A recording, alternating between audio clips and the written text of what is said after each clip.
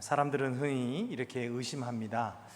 성경에 여러 가지 예언들이 나와 있는데 그 예언들이 정말로 이루어질까요? 우리가 어떻게 믿을 수가 있습니까?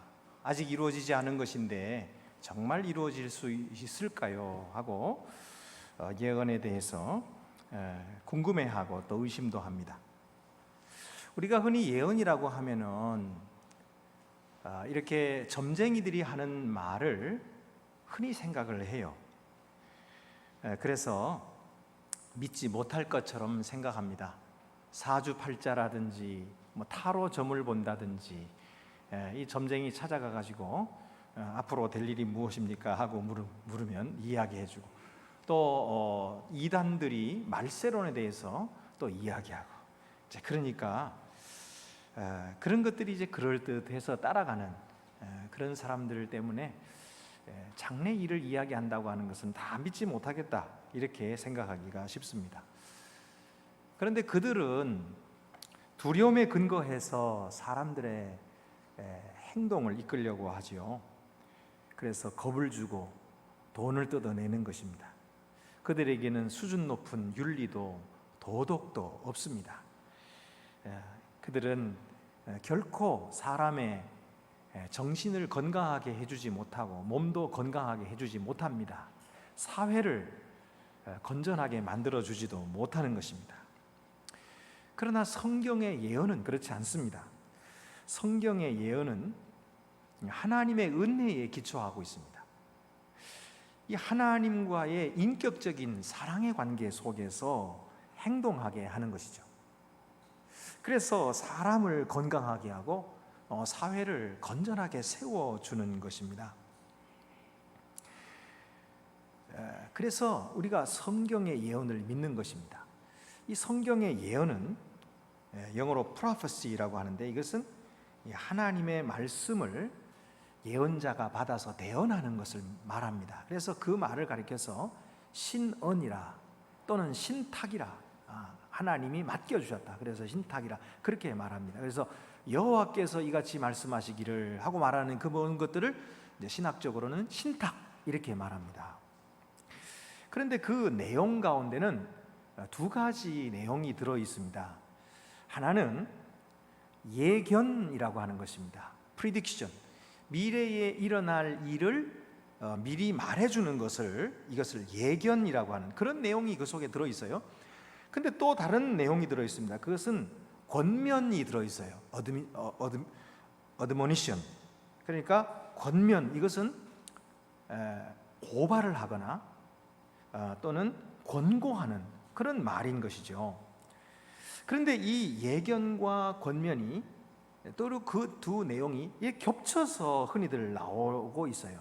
그래서 예언 속에는 이 둘이 겹쳐서 나오는데, 여호와의 고발, 죄에 대한 고발이 나올 때는 언제나 미래에 대한 재앙, 그 재앙의 예견이 짝을 이루어서 나오고 있고요. 여호와께서 위로하시는 말씀이 나오면은 구원에 대한 예견, 그것이 또 짝을 이뤄서 나오는 거예요. 자, 이렇게 이제 예언이라고 하는 말씀이 구성되어 있는데, 이렇게 놓고 보면은 사실 성경에 나오는 모든 말씀들이 예언이라고 할 수 있어요. 예언적인 요소가 그 속에 들어있기 때문입니다.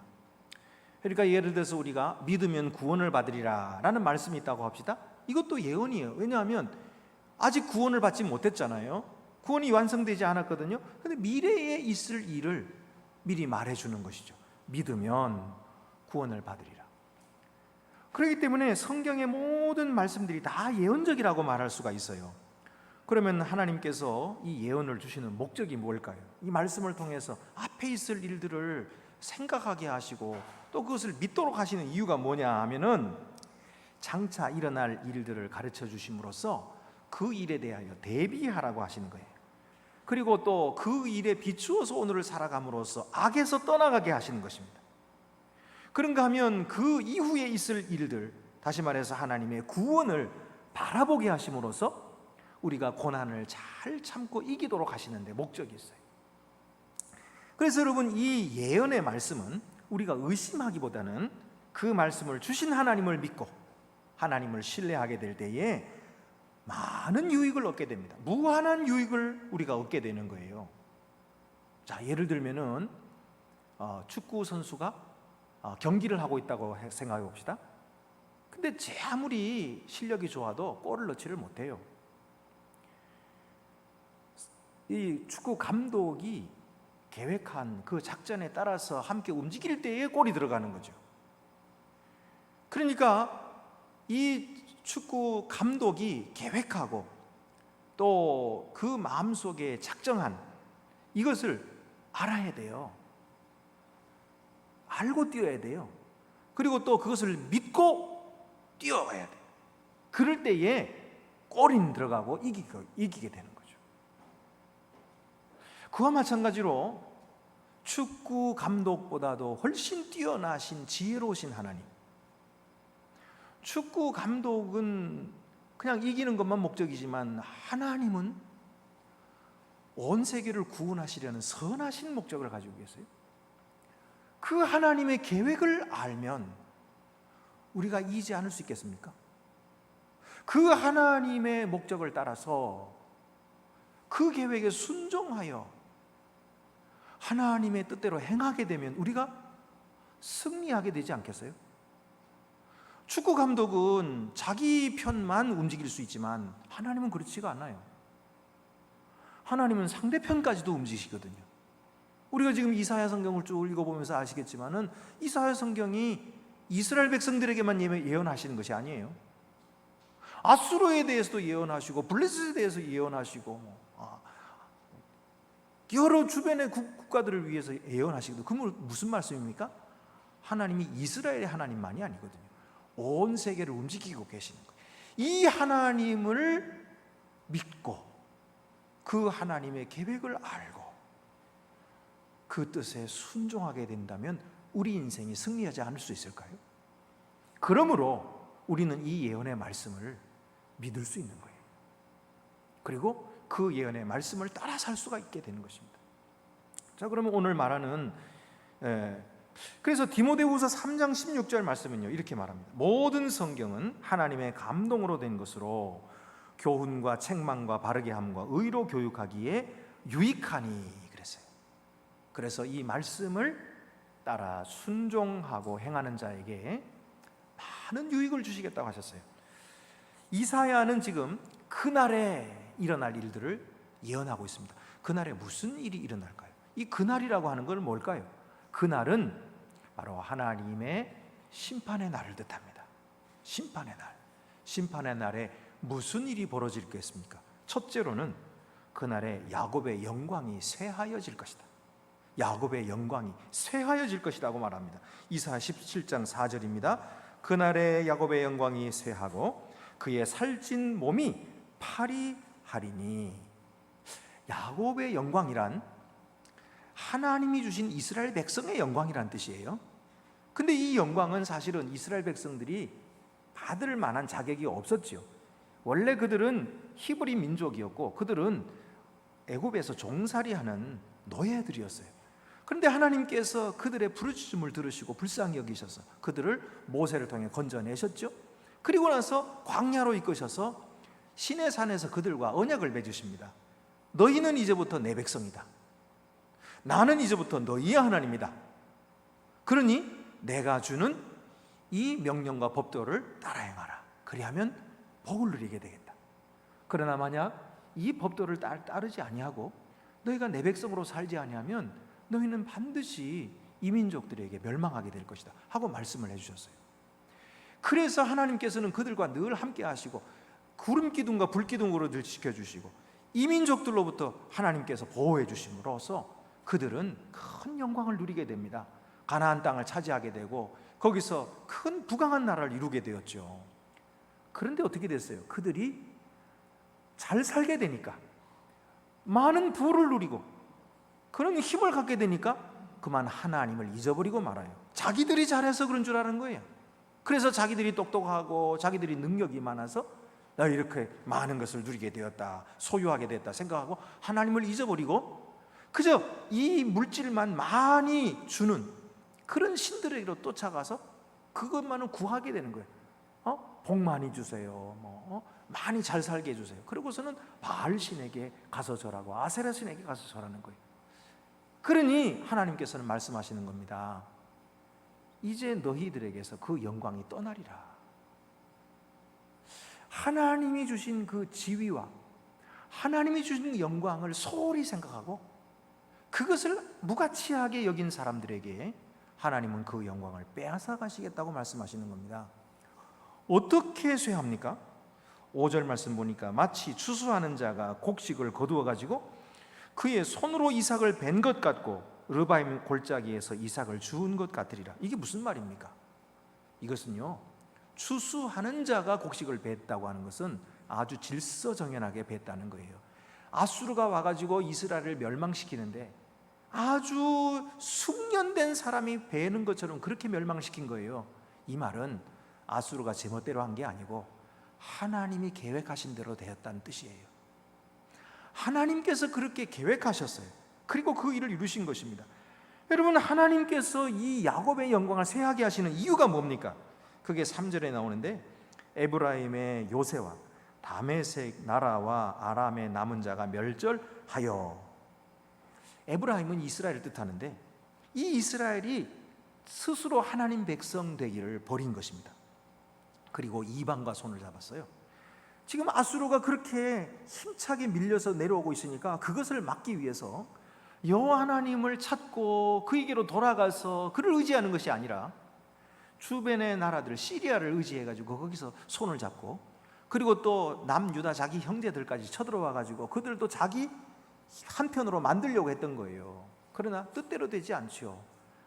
하나님을 버리고 하나님을 의지하지 않는 이 하나님의 백성들은, 여호와의 영광을 버린 백성들은 여호와께서 그들을 버리시는 것입니다. 이것이 성경에서 말씀하고 계시는 거예요.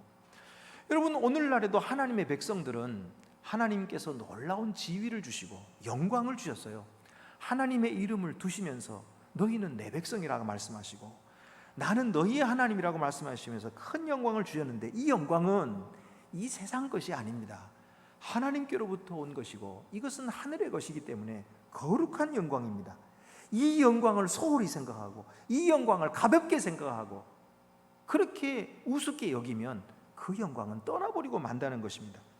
사무엘상 4장 21절에 영광이 이스라엘에서 떠났다 하고 아이 이름을 이가봇이라 하였으니, 이런 이야기가 나오는데 이게 무슨 이야기냐면요, 엘리라고 하는 제사장이 있었습니다. 이 사사시대가 끝나면서 엘리라고 하는 제사장이 있는데 이 엘리라고 하는 제사장이 자식들을 이렇게 키웠는데 그들도 제사장이었어요. 근데 전쟁이 벌어졌거든요.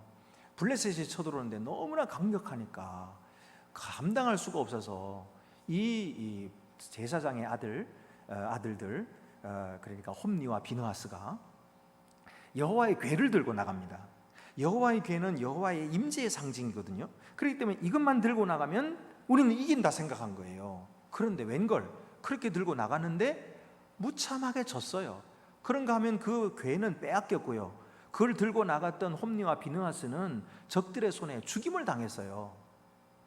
이 소식을 듣고서는 의자에 앉아 있었던 이 엘리 제사장이 놀래 자빠져가지고 뒤로 넘어갔는데 목이 부러져서 죽었거든요.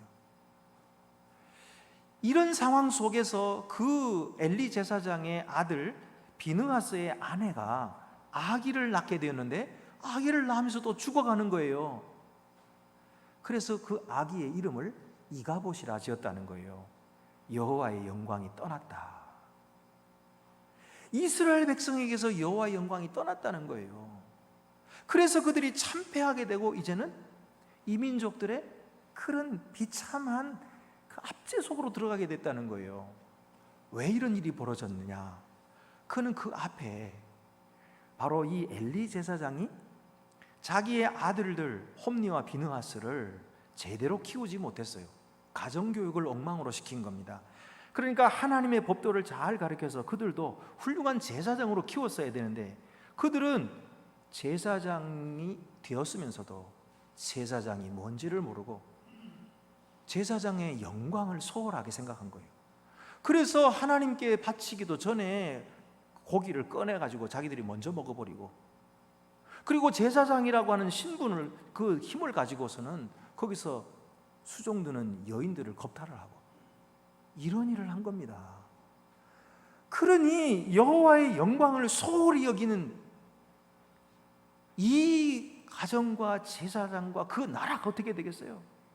여호와의 영광이 떠나버렸어요. 그래서 이가봇이라 이름을 지었다는 겁니다. 여러분, 오늘 우리들에게 하나님께서 주신 구원이라고 하는 것은 얼마나 귀하고 영광스러운 것인지 몰라요. 물론 우리가 예수를 믿을 때에 우리의 행위로 구원받은 것이 아니라 오직 믿음으로 구원받았죠. 오직 은혜로 구원받았어요. 우리를 값을 치른 것이 아니기 때문에 한마디로 말하면 구원은 공짜거든요. 무료로 받은 거예요. 그렇다고 해서 구원이 가치가 없습니까? 천만의 말씀입니다. 하나님이 우리에게 구원을 주시기 위해서 어떤 값을 치르셨습니까? 자기의 독생자를 내주셨잖아요. 우리 주 예수 그리스도께서는 자기의 생명을 버리셔서 십자가를 지시고 죽으심으로 우리에게 구원의 길을 열어주셔서 우리가 그 구원을 받은 것입니다. 여러분, 우리는 거저받았지만은 이것은 절대로 싸구려가 아닌 것입니다. 이것은 값지고 영광스러운 것이고 하나님께서 우리에게 주신 얼마나 귀한 것인지 몰라요. 그런데 우리가 이 구원을 소홀히 여긴다?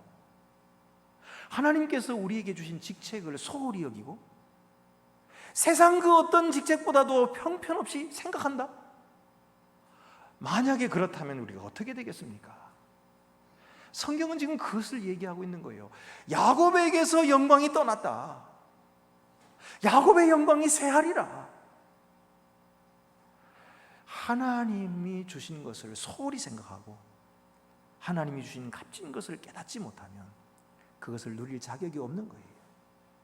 그러면 우리의 근본이 다 흔들려 버리고 마는 것입니다. 계시록 2장 4절 5절 말씀에 보면 그러나 너를 책망할 것이 있나니 너의 처음 사랑을 버렸느니라. 그러므로 어디서 떨어졌는지를 생각하고 회개하여 처음 행위를 가지라. 만일 그리하지 아니하고 회개하지 아니하면 내가 내게 가서 내 촛대를 그 자리에서 옮기리라. 촛대를 그 자리에서 옮긴다는 말이 바로 영광을 떠나가게 하셨다는 뜻이에요. 하나님의 영광을 떠나가게 하셨다 그런 뜻이에요. 이 말씀은 누구에게 주셨냐면 에베소 교회에 주셨거든요. 근데 에베소 교회는 사실 칭찬받은 교회입니다. 무엇으로 칭찬받았냐면 너희가 많은 어려움을 당했지만 잘 인내했다. 그리고 잘 섬겼다. 그런 칭찬을 받은 교회인데 한 가지, 너희가 처음 사랑을 버렸구나. 이 처음 사랑을 회복하지 아니하면 영광이 떠나리라. 이렇게 말씀하신 거예요. 처음 사랑이 뭡니까? 처음 구원받을 때에 주님께 받은 그 은혜에 대한 감격, 주님이 우리를 사랑하신 그 사랑에 대한 우리의 응답, 이것을 잊어버리면 안 된다는 것입니다. 이것이 얼마나 소중한 것인데 그것을 소홀히 생각하고 그것을 가볍게 여기고 함부로 굴리면서 하나님께 소중히 여김을 받으리라고 생각해서는 안 되는 거예요. 우리는 여러분, 하나님을 우리 삶의 가장 중요한 분으로 여길 줄 알아야 됩니다. 이 세상에 아무리 귀중한 것이 있어도 그건 역시도 하나님이 내게 주신 것이니까 그것을 하나님보다 먼저 생각하면 안 되는 거죠. 우리 삶의 우선순위를 반드시 정해야 됩니다. 나는 무엇부터 할 것인가? 이 세상에 아무리 중요한 일이 있어도 하나님을 섬기는 일을 나는 먼저 하리라. 왜? 그것이 바로 우리에게 주신 영광이니까. 그것이 바로 우리에게 주신 직분이니까. 그 직분을 소중히 여길 줄 아는 자에게 그 직분의 영광을 누릴 자격이 주어지는 것입니다. 두 번째로는 그날에 견고한 성읍들이 황폐하게 될 것이라고 말씀하십니다. 9절 말씀 보면 그날에 그 견고한 성읍들이 옛적의 이스라엘 자손 앞에서 버림받은 수풀 속의 처소와 작은 산 꼭대기의 처소같이 황폐하리니. 왜 견고한 성읍들이 황폐하게 되는 것입니까? 그 이유는 그 다음 절에 나옵니다. 10절에 이는 내가 내 구원의 하나님을 잊어버리며 내 능력의 반석을 마음에 두지 아니한 까닭이라. 아니, 자기들 잘 살게 됐다고 해서, 이제 걱정 근심이 없게 됐다고 해서 하나님을 잊어버렸어야 되겠습니까? 아니, 어려울 때는 하나님을 그렇게 찾더니 이제 좀 잘 살게 됐다고 해서 하나님 잊어버리고 그의 능력의 반석을 마음에 두지 아니하면 되겠습니까? 그러니 괜찮을 리가 없지요. 그들 생각할 때는 든든한 성읍이 있으니까 우리는 쳐들어와도 괜찮다, 누가 쳐들어와도 괜찮다 생각하실 것입니다. 그러나 견고한 분은 하나님이시죠. 성읍이 아닌 것입니다. 힘은 무기에 있는 것이 아닙니다. 힘은 어떤 나라에 있는 것이 아닙니다. 그 나라를 움직이시는 여호와 하나님을 섬길 줄 알고 그분을 항상 마음에 품고 우선으로 할 줄 아는 사람이 하나님의 복을 받게 돼요. 세 번째로는 그날에 사람이 자기를 지으신 이를 바라보게 될 것이다. 여기에 복음이 있습니다. 7절 말씀 보면 그날에 사람이 자기를 지으신 이를 바라보겠으며 그의 눈이 이스라엘의 거룩한 이를 뵙겠고.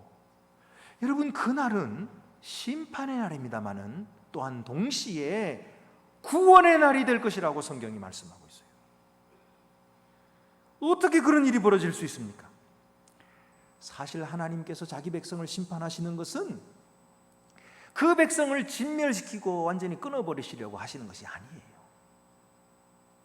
그것이 하나님의 목적이 아닌 것입니다. 하나님은 다른 민족을 들어서 그들을 아프게 하시고 치시고 심판을 내리시는 것 같아도 사실은 그들에게 마음이 있으신 거예요. 그들을 사랑하시는 것입니다. 그들이 하나님께로 돌아오기를 기다리시고 계시는 거예요. 그래서 어떻게든지 그들을 다시 살리시려고 하는 것이, 이것이 하나님의 뜻이라고 성경이 계속해서 우리에게 말씀하고 있는 것입니다. 그래서 성경은 말합니다. 구원은 심판과 함께 온다. 구원은 심판과 함께 와요. 심판이 있는 것 같지만 그 후에 반드시 구원이 있을 것이라고 주께서 말씀하고 계시는 거예요. 그래서 결코 포기하지 말고 끝까지 믿음을 지키고 남으라고 말씀하시는 거예요. 우리 인간들은요, 처음에는 뭐 하나님을 잘 섬기는 것 같고 그러다가 한번 이렇게 빠지기 시작하고 하나님을 잊어버리기 시작하면요, 하나님이 돌아오라 돌아오라 그래도 듣지 않아요. 듣지 않고 갈 때까지 갑니다. 갈 때까지. 인간이 그런 존재예요. 회개하는 것 같아도 회개 못해요. 돌아오지 못해요. 끝까지 가는 겁니다. 패역하고 타락하고 하나님을 버리고. 성경을 보세요. 수많은 선지자들을 보내서 말씀을 들으라, 돌아오라 그렇게 말하지만 돌아왔습니까? 돌아오는 것 같다가도 또 가고 또 가고 또 가고, 그래서 끝까지 가버리고 멸망에 가버리고 말아요. 그런데 하나님은 포기하지 않으십니다. 하나님은 자기의 백성을 끝까지 사랑하십니다. 그래서 하나님의 은혜로 다시 살아나요. 하나님의 은혜가 그들에게 있어서 남은 자를 두시고 그들을 살려내시는 거예요. 이것이 복음이에요. 이것이 예수 그리스도를 통해서 우리를 구원하신 하나님의 놀라우신 은혜의 복음인 것입니다.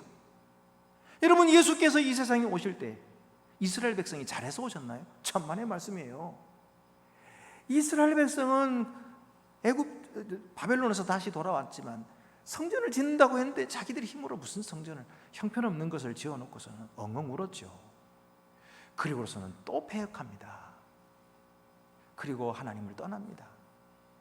그래서 그 시대는 아주 도덕적으로 황폐한 시대가 되고 영적으로 아주 혼돈한 시대가 되었을 때에 예수께서 오셨어요. 그 말은 우리가 살아나는 길은 오직 하나님의 은혜에 있다는 것입니다.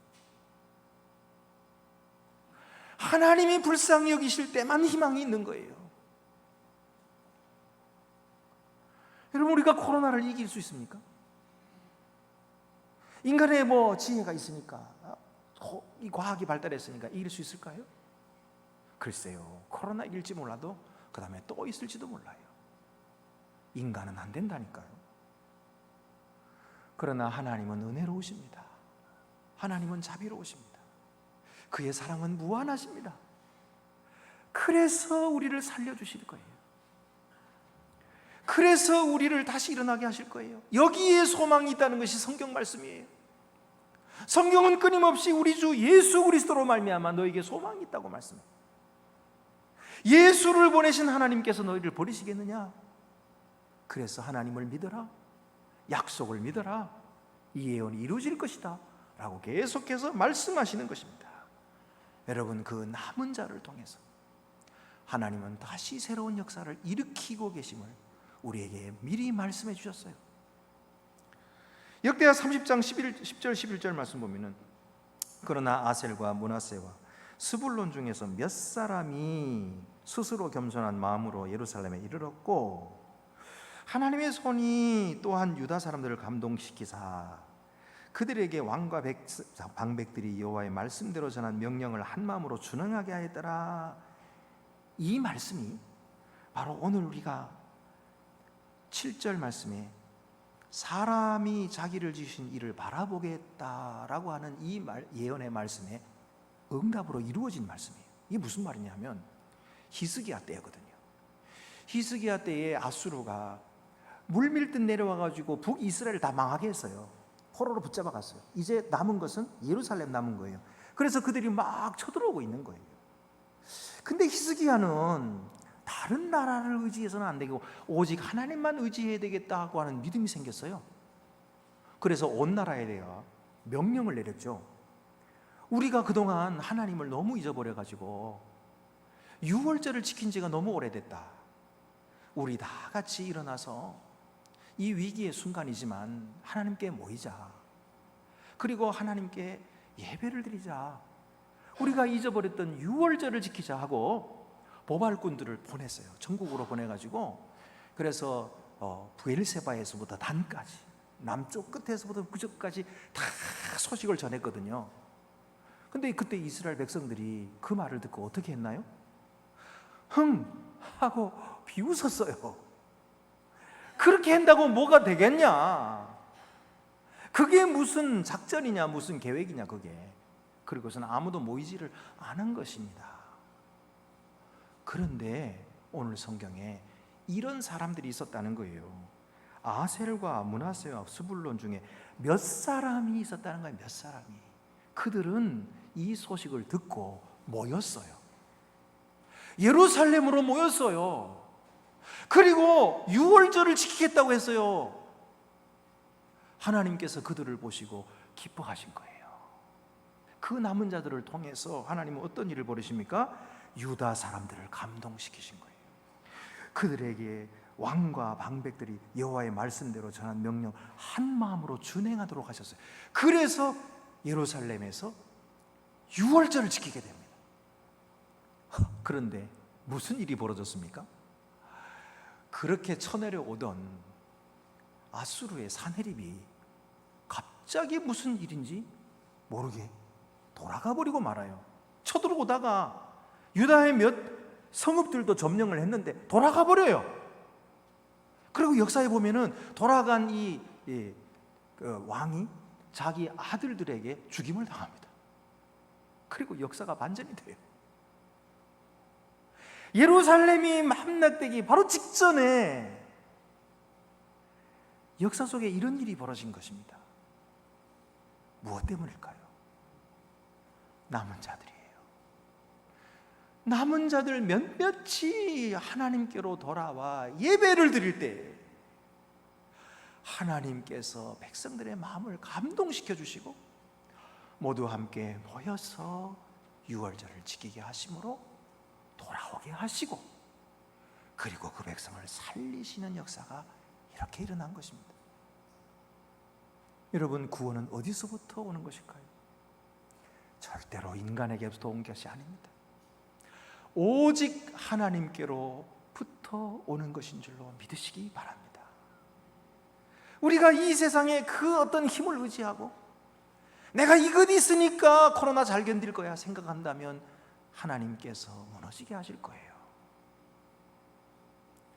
내가 하나님께 받은 영광보다도 이 세상에서 누리는 영광이 더 좋아 라고 생각한다면 그 영광 모두 빼앗기게 될 거예요. 그러나 여기 몇몇 사람처럼 하나님께 모이기를 기뻐하고 즐겁게 하나님의 유월절을 지키는 이 민족을 통해서 하나님은 새로운 역사를 일으키시는 것입니다. 오늘도 하나님은 그런 사람들을 지켜보고 계십니다. 바라보고 계십니다. 오늘 하나님께서 찾으시는 그 예배자가 되시고 그 남은 자들이 되셔서 하나님이 이루시는 새 역사의 주인공들이 되시기를 간절히 바랍니다. 기도드리시겠습니다. 은혜로우신 하나님 아버지, 우리들은 하나님이 주신 영광을 소홀히 생각했습니다. 주님을 의지하기보다는 세상의 물질과 자기 지혜를 의지하여 괜찮을 것이라고 생각하는 어리석은 자들이었습니다. 하나님, 우리는 돌아올 수 없이 빠져버리고 멸망의 길로 갈 수밖에 없었던 사람들입니다. 그러나 웬일로 하나님께서 우리들에게 믿음을 주시고 남은 자가 되게 하시고 끝까지 견디게 하십니까? 주여, 오늘도 주님께서 이루실 그 구원의 영광을 바라보게 하시고 우리의 눈을 들어서 우리 곁에 항상 계시고 우리를 사랑으로 지켜주시고 보호하시는 하나님의 얼굴을 뵙게 해주시기를 간절히 기도하옵나이다. 오늘도 주님의 거룩한 구원의 역사가 이루어짐을 믿고 어려운 시대를 잘 극복하고 견디어 마침내 주의 거룩한 영광에 동참하는 주의 백성들 되게 하여 주시옵소서. 우리 주 예수 그리스도의 이름으로 기도드리옵나이다. 아멘.